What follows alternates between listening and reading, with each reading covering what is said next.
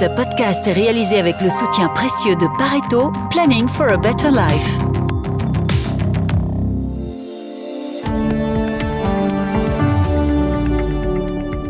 Bienvenue dans Z sur 7, votre rendez-vous économique quotidien. Aujourd'hui, nous sommes le 17 janvier. Votre podcast aujourd'hui est écrit par Rémi Bernard et animé par Anne Marchand. Bienvenue dans ce nouvel épisode et merci de vous informer en notre compagnie. Un Grenelle pour la réindustrialisation, c'est ce que propose Olivier de Wassège pour relancer l'industrie wallonne. Parce qu'on sent aujourd'hui une morosité chez les industriels wallons. Digitalize, c'est le nom du salon namurois dédié aux solutions de transition numérique. Il n'y a plus une seule entreprise qui peut ignorer ces technologies, ça c'est une évidence, parce qu'elles sont devenues tellement universelles qu'elles s'appliquent absolument à tous les domaines. Dans la suite de cet épisode, un coup d'œil rétrospectif sur cette édition du CES. Découvrez également les récentes innovations en matière d'aviation propre. Z sur 7, c'est parti. Z sur 7, à la une.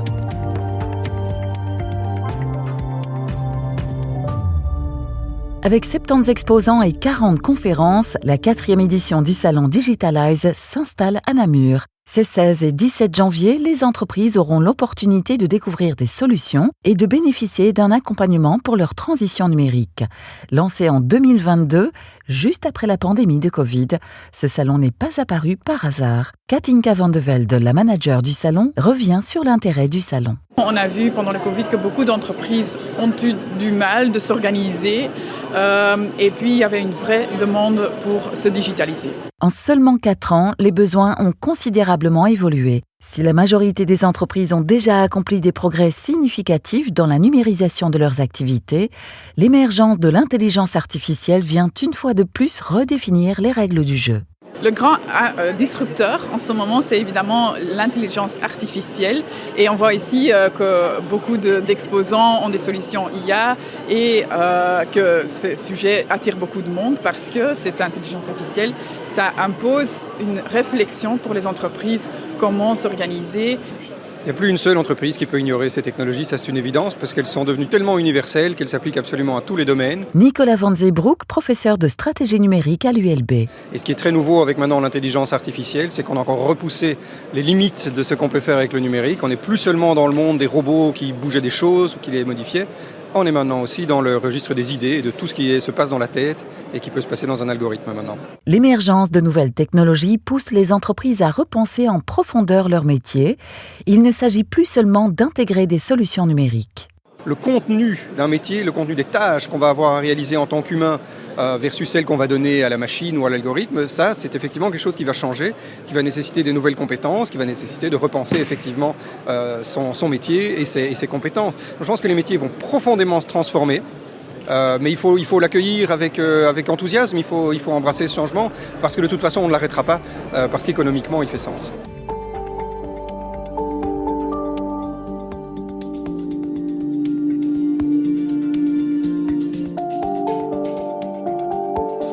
Z sur 7,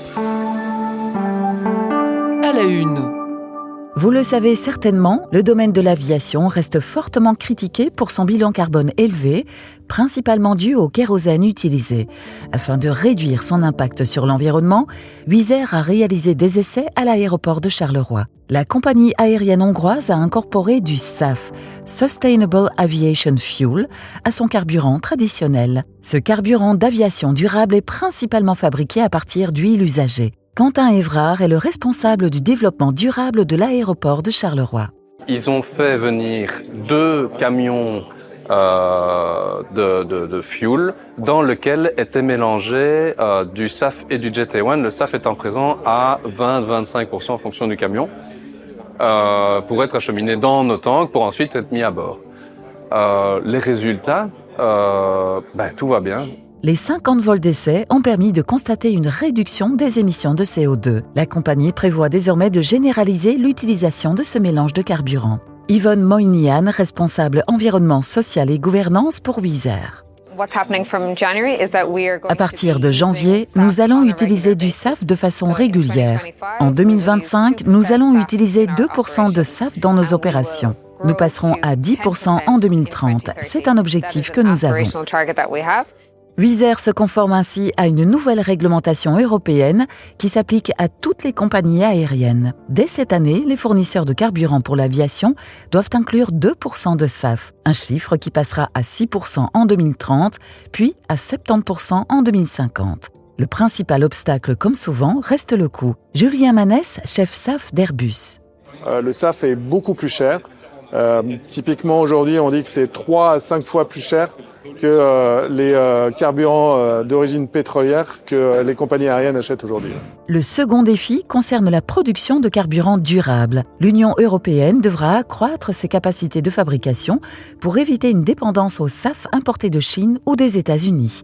Par ailleurs, la réglementation européenne incite les producteurs de carburant à optimiser leurs formules et les constructeurs à perfectionner leurs moteurs afin que les avions puissent à terme fonctionner avec 70% de carburant durable. Alexandre de Joibert, directeur du développement durable de l'ACI. Ce qui doit être fait et qu'est-ce que nous on suggère, c'est effectivement de se pencher sur une politique industrielle à échelle européenne de production des SAF, faciliter ou réduire les risques pris par les porteurs de projets de SAF afin d'arriver à des finalisations de ces projets de production de SAF sur le continent. Z sur 7 à la une. Olivier de Wassège, député wallon, tire la sonnette d'alarme. L'industrie wallonne inquiète. Pour agir concrètement, il suggère un Grenelle de la réindustrialisation pour redonner à la Wallonie son attractivité. Alors, ce que c'est un Grenelle, d'abord, c'est important de le spécifier, c'est un espace de discussion entre l'exécutif, c'est-à-dire le gouvernement wallon dans ce cas-ci, et les acteurs sociaux qui sont impliqués par rapport au sujet. Donc, ce que je propose, c'est à un moment donné de réunir tout le monde. C'est pas un brol en plus, c'est quelque chose d'agile, de dynamique, qui va permettre de discuter de ce qui va permettre de rendre la Wallonie à nouveau attractive, parce qu'on sent aujourd'hui une morosité chez les industriels wallons. Le besoin de réindustrialisation en Wallonie n'est pas neuf, l'avenir économique n'est pas serein, mais tout n'est pas perdu. J'ai toujours cru, je continue à y croire, parce qu'on a d'excellentes entreprises qui ont des très bons produits, des très bons services, qui ont des très bons collaborateurs. On est reconnu pour cela. On a des très bons centres de recherche et des bonnes universités en Wallonie. Donc une bonne partie des ingrédients sont là. Ce qui nous handicape, ce sont souvent des facteurs exogènes et qui pénalisent notre compétitivité, notamment par rapport aux pays voisins et voire aussi par rapport à la Flandre. 3 facteurs principaux pénalisent le développement industriel en Wallonie. Trop de taxes, un coût de l'énergie élevé et un manque de main-d'œuvre qualifiée. Et cela ne rassure pas d'éventuels investisseurs étrangers. Mais c'est vrai que les investissements étrangers ont vraiment diminué drastiquement et catastrophiquement ces derniers mois, qu'il y a vraiment une interrogation par rapport à ça. Ça devient de plus en plus difficile de les attirer. Vous avez cité un certain nombre de facteurs. Depuis hier, on a des nouvelles sur le facteur nombre de jours de grève par travailleur en Belgique. On est hélas un champion d'Europe, plus particulièrement en Wallonie, à l'intérieur de la Wallonie, sur Liège et le Hainaut. Donc c'est aussi un élément qui ne rassure pas. Et donc ma proposition, c'est justement de pouvoir travailler avec tous les acteurs sociaux et transversalement avec tous les ministres, parce que tous les ministres sont concernés par cette problématique, c'est comment faire par rapport à ces différents thèmes pour trouver des solutions à court terme. Moi, ce que je demande, c'est qu'on ait déjà des premières conclusions dans 3 mois. On traverse l'Atlantique à présent. Le futur de la technologie grand public s'est exposé durant toute la semaine passée au CES de Las Vegas, le Consumer Electronics Show. Le salon attire l'attention des professionnels de la technologie et des médias. Camille Delannoy et le spécialiste tech de Trends Tendance, Christophe Charlot, font le bilan. Première question. Événement majeur dans le paysage technologique, le salon est-il toujours un incontournable ? Oui, clairement, le CES de Las Vegas est l'événement attendu par tous les innovateurs du monde entier. C'est vraiment la grand-messe mondiale qui s'est terminée à Las Vegas. Et il faut savoir que c'est plus de 4500 exposants, 141 000 participants cette année qui se réunissent à la fois sur le lieu du CES, mais aussi dans toute la ville de Las Vegas, dans les hôtels où il y a des conférences de presse, des meetings. Donc oui, c'est vraiment là que sont annoncées les grandes nouveautés de tous les grands constructeurs tech et qui dessine quelque part le futur des nouvelles technologies. Deuxième question. Parmi les nouveautés présentées, quelles innovations se démarquent ? Alors, quelques grandes tendances, sans grande surprise. L'intelligence artificielle était sur toutes les bouches. On la retrouve dans tous les domaines forcément de la vie et de la technologie, que ce soit dans l'automobile, que ce soit pour la santé, dans les robots. Donc voilà, l'intelligence artificielle, c'était le gros topic. Après, on a découvert forcément, comme je le disais, en santé, c'était vraiment un gros sujet. De plus en plus de solutions, capteurs plus logiciels et intelligence artificielle pour anticiper tout type de maladie ou tout type d'évolution de la santé. Un miroir WeThings qui, simplement en vous regardant, peut déjà vous donner une espèce de check-up.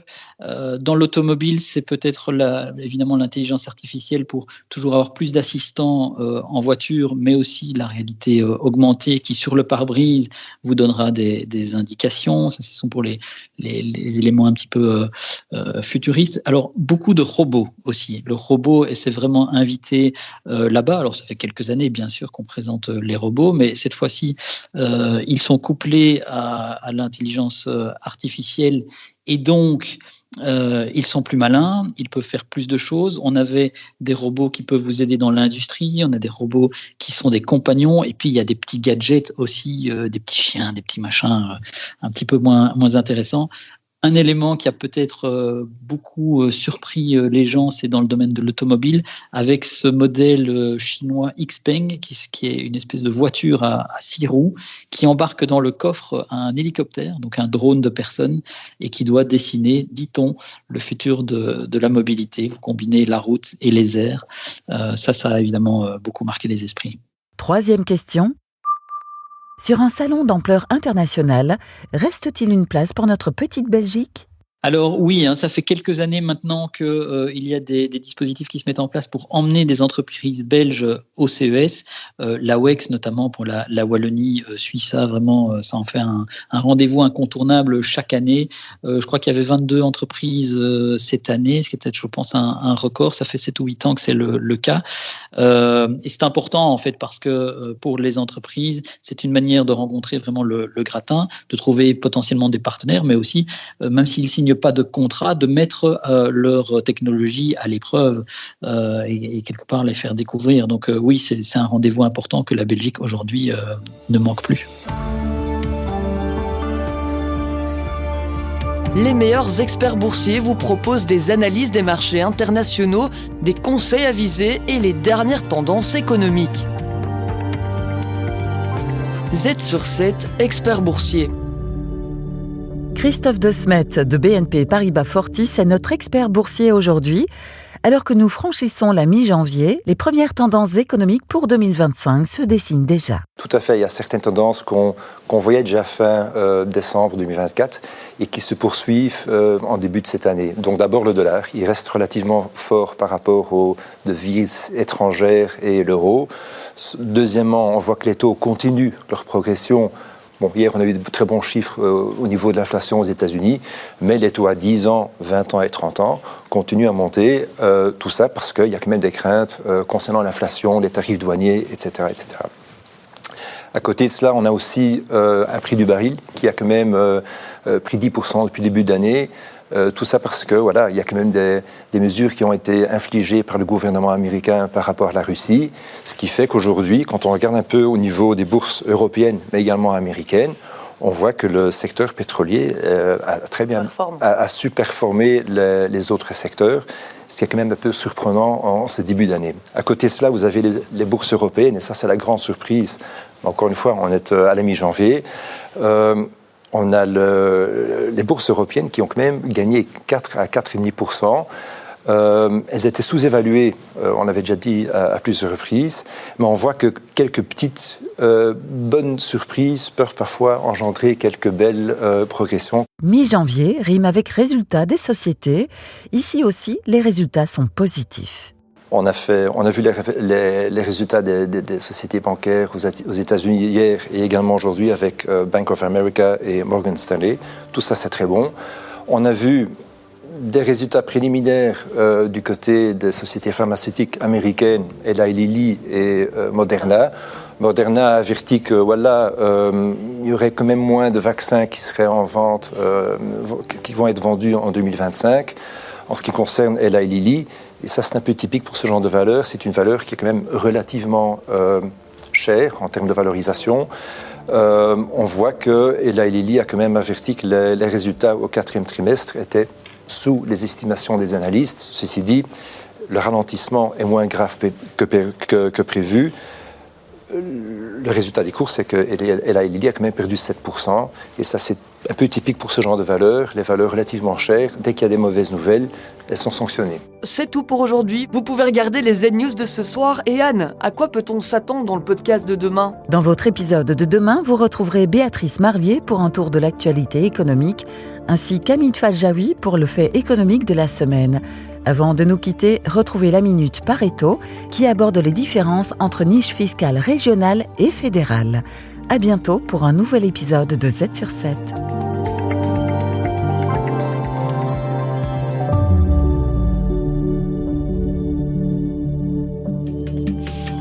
Une minute pour faire fructifier et sécuriser votre patrimoine. En collaboration avec Pareto. Le saviez-vous ? Peu de Belges connaissent la différence entre la niche fiscale régionale et fédérale en immobilier. En effet, un gros malentendu existe dans la grande majorité de la population belge. La niche fiscale régionale touche à l'habitation dans laquelle nous allons habiter. C'est pas de cela que je vais parler, c'est de la niche fédérale qui va toucher toutes les secondes résidences et les immeubles de rapport qu'on souhaite acquérir. À ce niveau-là, les intérêts que vont procurer nos crédits qui ont été utilisés pour financer donc les secondes résidences et les immeubles de rapport sont actuellement encore et toujours déductibles de la totalité de nos revenus immobiliers imposables. Quels sont les revenus immobiliers imposables ?